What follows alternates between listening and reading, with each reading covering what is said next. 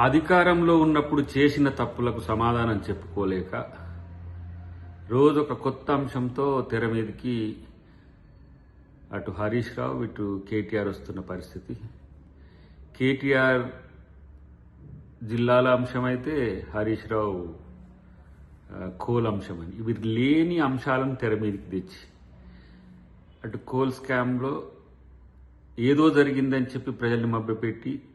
తనకిచ్చిన నోటీసుల్ని డిఫెన్స్ చేసుకోవడానికి హరీష్ రావు తిప్పలబడుతుంటే,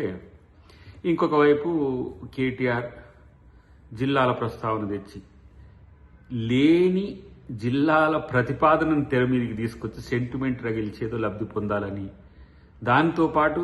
వచ్చే నోటీసులకు ఇది మేము పోరాడుతున్నాం కాబట్టి మాకు నోటీసులు ఇస్తారని చెప్పి ఒక బుకాయించే ఒక ఎత్తుగడతో బావబామర్దులు ముందుకు పోతున్నా సరే,